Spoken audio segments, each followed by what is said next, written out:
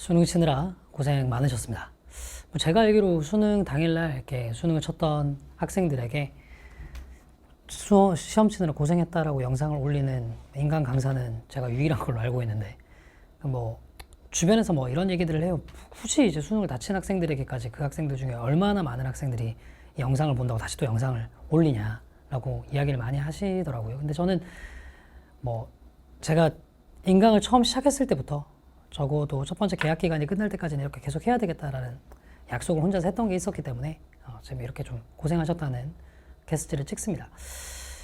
저희가 사실은 금전적인 관계로 만났잖아요. 뭐 누군가는 뭐 이렇게 금전적인 관계로 사람들 간의 관계가 있는 것들이 별로 되게 부정적인 시선으로 바라보던데, 뭐 팩트가 그렇지 않습니까? 저도 돈을 벌기 위해서 강의를 하는 입장에서 소위 얘기하는 비즈니스 관계로 여러분들과 제가 만났는데, 사실 뭐 피디님 그렇잖아요. 비즈니스 관계로 만났던 인간관계가 어떤 점에서는 제일 깔끔할 수 있잖아요. 제일 냉정하고 객관적으로 서로에게 얘기를 해줄 수 있는 부분도 있고.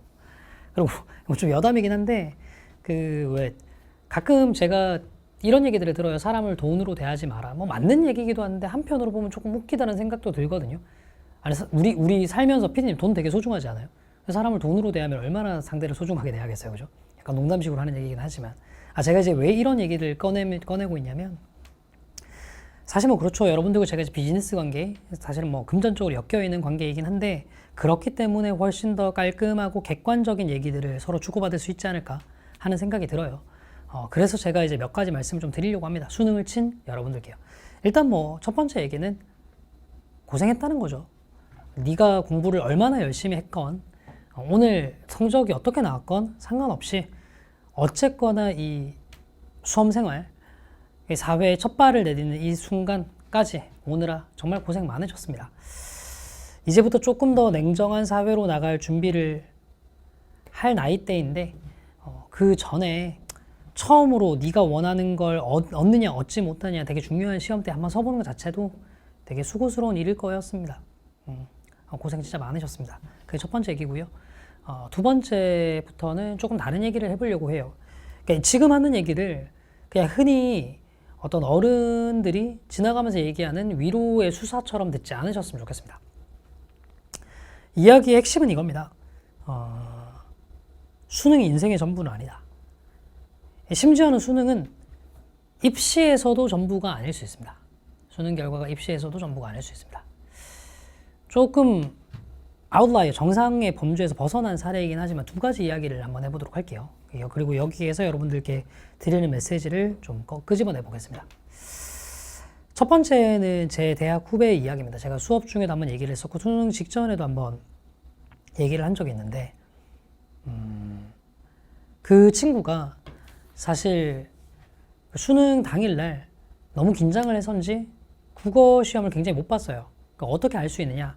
평소에 공부를 되게 잘하던 친구인데 국어에서 시간이 모자라서 지문 2개를, 그러니까 저희 때 앞뒤 세대를 기준으로 얘기하면 그 친구 이제 04학번입니다. 제가 02학번이고요.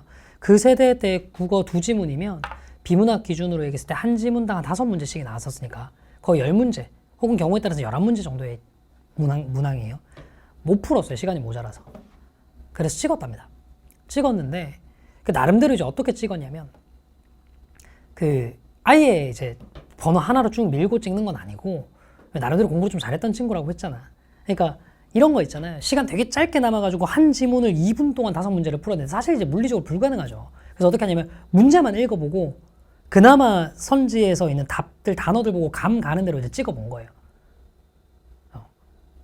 그리고 난 다음에 이제 수능 끝이 났죠. 근데 사실 그렇게 답을 체크하고 나면 뭐 너도 시험을 쳐봐서 알잖아. 시험장에서 네가 답을 뭐라고 체크했었는지 정확하게 기억이 잘 안 나. 그래서 이 친구는 채점 못했어요. 피디님 그렇지 않겠어요, 그죠? 뭐 찍었는데 몇 번으로 찍었는지 한 번으로 밀고 한 것도 아니라 채점 못했어요. 그리고 자기는 입시가 망했다라고 생각을 했었어. 그치, 평소에 공부 되게 잘했던 친구인데 국어를 두 지문 거의 10문제에서 11문제를 못 풀었으니까. 그러고 난 다음에 되게 이제 막 좌절감, 막 자괴감에 빠져가지고 시간을 보낸 거지. 그것도 재수를 했던 친구였거든. 재수를 했는데도 그렇게밖에 점수가 안 나왔다는 생각이 드니까 너무 자괴감에 빠져 있었던 거야. 근데 수능 치고 난 다음에 한 달쯤 지나고 나면 수능 성적표가 나오잖아. 수능 성적표를 받고 왔는데 미친 거 깜짝 놀란 거야.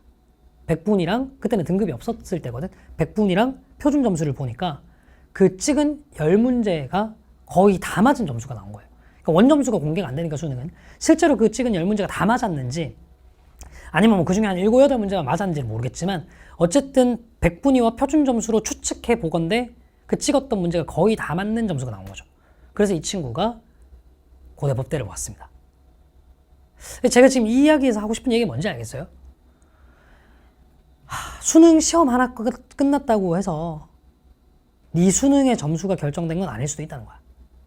네 가채점 결과가 얼마나 정확할지 몰라.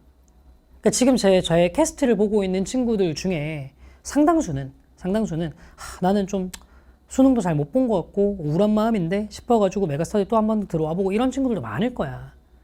그런 친구들한테 어쩌다 보면 이런 일도 벌어질 수 있다는 걸 얘기를 해주고 싶은 거야. 그렇다고 해서 내가 너한테 그냥 두 손 잡고 기도하면서 네가 찍었던 문제도 다 맞는 어떤 행운을 바래라 이렇게 얘기를 하는 건 아니고, 수능 시험이라는 시험 당일날 있었던 일이 심지어는 그 입시라는 굉장히 중요한 판, 입시라는 판에서 수능의 비중이 얼마나 크다고 여러분들 느껴. 거의 입시의 전부가 수능이라고 생각하잖아. 근데 그 입시와 수능이 이 꼴이 아니라는 걸 말해주고 싶은 거야. 내 말이 오해 없이 전달이 됐으면 좋겠어. 반대 사례도 얘기해볼게. 이건 내 얘기야. 저는 수능을 잘 봤습니다. 제가 그 현역 때 봤던 수능은 너무 물수능이라서 제 점수가 좋았던 건 별로 의미가 없고요. 그때는 문이과 합쳐서 전국에 전과목 만점자가 66명이 나왔었거든. 그건 별로 의미가 없고, 제가 재수를 할 때 수능을 좀 잘 봤어요. 표준 점수 기준으로 해가지고 전국에서 이제 누적 그 인원수가 학교 측에서 그때까지는 왔었거든요. 학교 측에 요 점수 때까지 전국에 몇 명 나왔는데, 제가 이제 학교에서 추산하기로 성적대를 이렇게 따져봤을 때 문과 랭킹으로 따졌을 때 전국에서 어쨌든 10손가락 안에 드는 성적이 나왔습니다. 수능 되게 잘 본 거죠. 엄청 잘 본 거죠. 근데 결론적으로 얘기를 할게요. 뭐 입시제도 탓이다 뭐다 할 것도 없어요. 제 실력이 모자랐다는 탓이겠죠. 저는 서울대법대를 떨어졌습니다. 서울대법대 하나만 보고 재수를 했는데 서울대법대 떨어졌어요. 그러니까 이럴 수 있다는 거예요. 수능 당일날 성적이 아무리 좋아도 입시의 결과는 그 수능 점수와 꼭 비례해서 나오지 않을 수 있습니다. 자, 제가 얘기했던 두 가지 이야기를 기억을 하세요. 네가 수능 당일날 굉장히 수능이라는 시험에 패배했다는 마음이 들더라도 더 큰 입시라는 틀 내에서는 그 패배가 아니었을 수도 있는 거야. 다른 말로 수능이라는 시험에서 네가 되게 큰 승리를 거두었다는 느낌이 들더라도 더 큰 입시라는 틀 내에서는 그 승리가 아닐 수도 있는 거야. 그래서 하고 싶은 얘기, 수능 점수가 나오고 원서 접수하고 최종적으로 대학의 합격 불합격이 밝혀지는 그 순간까지 아직 입시는 끝난 게 아니야. 그러니까 오늘 당일날 나온 점수 가지고 비관하거나 낙담만 하지 말라는 거야. 그리고 조금이라도 할 수 있는 걸 먼저 찾아. 꼭 수능 당일날부터 저한테 되게 많은 DM이 오거든요. 물론 시험을 잘 봤다, 뭐 선생님 덕분이다, 감사하다 이런 류의 DM도 되게 많이 오지만, 어떤 친구들은 나 수능 되게 못 본 것 같은데 벌써부터 지금부터 재수를 좀 학원을 알아봐야 될 것 같다, 뭐 이런 얘기를 하는 친구들 되게 많아요. 근데 그 전에 지금은 일단 할 수 있는 거 먼저 찾아보자. 아니 모르잖아. 혹시나 입시에서 또 이제 정시 영역 가다 보면 원서에서 어떤 일이 벌어져가지고 어떤 뭐 최상위 대학의 어떤 과가 말도 안 되게 빵꾸가 나가지고 점수가 택도 아닌데 붙을 수도 있는 일이고, 무슨 일이 벌어질지 몰라요. 입시판에서는 또. 그때까지도 최선을 다해보자고. 수능은 이미 끝난 거잖아. 그 점수 결과에 연연하지 말고 더 큰 입시판에서 우리가 할 수 있는 일을 좀 해보자고. 그 얘기가 제가 드리고 싶은 두 번째 이야기예요. 첫 번째 이야기는 고생하셨다는 얘기, 두 번째는 수능은 끝났지만 더 큰 입시판에서 너와 내가 할 수 있는 것들을 좀 더 찾아보자는 얘기, 특히나 네가 해야 될 것들을 좀 더 찾아보자는 얘기. 그리고 세 번째는 조금 더 큰 얘기야. 방금 전에 두 번째 이야기에서도 봤던 것처럼 입시라는 판에서조차도 수능은 전부가 아니에요. 당연히 인생이라는 큰 판을 보면 수능은요 정말 별게 아니죠. 이게 그냥 단순한 수사로 들리지 않았으면 좋겠어요. 제가 아까 초반에 얘기했던 것처럼 있잖아, 이렇거든.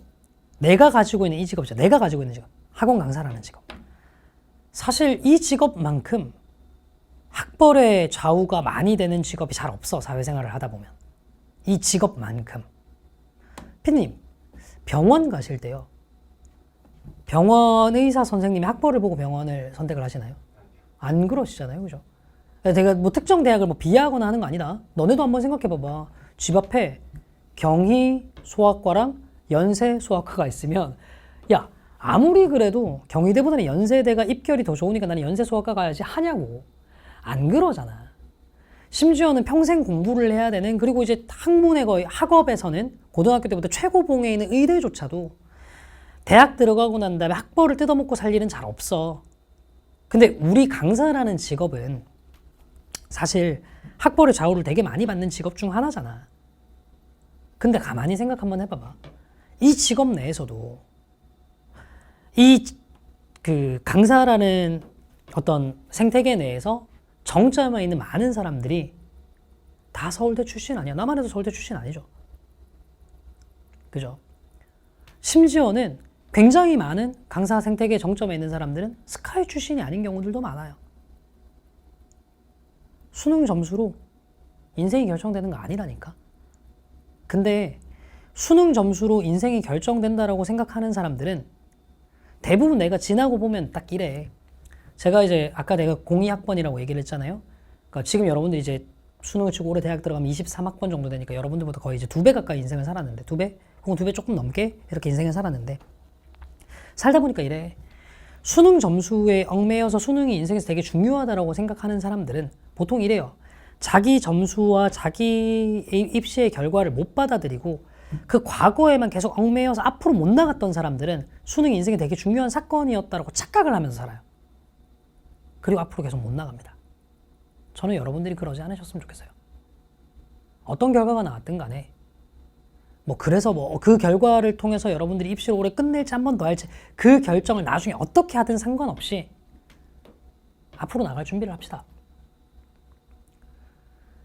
겨우 2022년 11월 17일 인생 길고 긴 여러 날들 중에서 딱 하루가 네 인생의 모든 걸 결정하도록 만드는 건 너무 아깝잖아. 그죠? 그러니 오늘의 결과가 좋든 나쁘든 네 인생의 모든 것이라고 생각 안 했으면 좋겠어.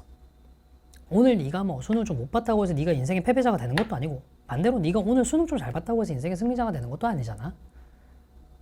이후에 어떤 일이 벌어질지는 또 상황을 계속해서 봐야 되는 거니까. 그래서 하고 싶은 얘기, 무슨 얘기를 하고 싶은 거냐? 별거 없습니다. 시험 쳤잖아요. 결과 있고 편하게 좀 노시라고요.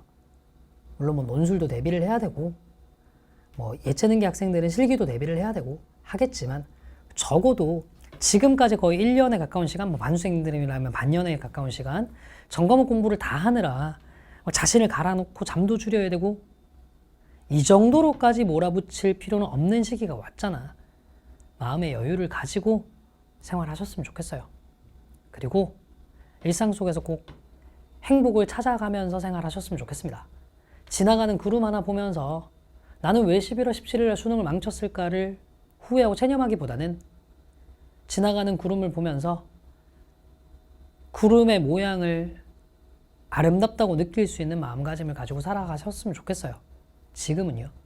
돌이켜보면 수능을 치고 난 다음에 대학에 입학하기 전까지의 시기가 인생에서 가장 여유가 많고 많은 것들을 할 수 있었던 시기거든요. 그만큼 많은 휴식을 가질 수 있는 시기도 잘 없고요. 하고 싶은 많은 것들을 하면서 시간을 보내셨으면 좋겠습니다. 저도 제 수업을 들었던 온라인 그리고 현장 수강생들과 만날 수 있는 이벤트가 어떤 게 있을까를 계속 고민을 하고 있습니다. 그 이벤트에서도 여러분들 만나 뵙고 여러분들 이야기도 좀 많이 들어봤으면 좋겠네요. 어쨌거나 수능 치르시느라 고생 많으셨고요. 제가 고생했다는 얘기도 처음 하죠. 저는 6,9병 치고도 한 번도 이런 얘기를 안 했었는데 정말 고생 많으셨고 1년 동안 목소리도 이상하고 맨날 이제 팩폭이라고 이상한 뼈 때리는 얘기만 하는 강사 이야기 듣느라 정말 고생 많으셨습니다. 2022년 11월 17일이 여러분의 인생의 모든 것이 돼서 여러분들의 발목을 잡는 날이 아니었으면 좋겠네요. 앞으로 행복하게 사셨으면 좋겠습니다. 빛나는 청춘이시길 응원하겠습니다. 제 파이널 강좌의 이름에 빗대서 이렇게 말씀을 드릴게요. Every day will be your day. 저는 그렇게 소망하고 있습니다. 자, 지금까지 조정식이었습니다. 감사합니다.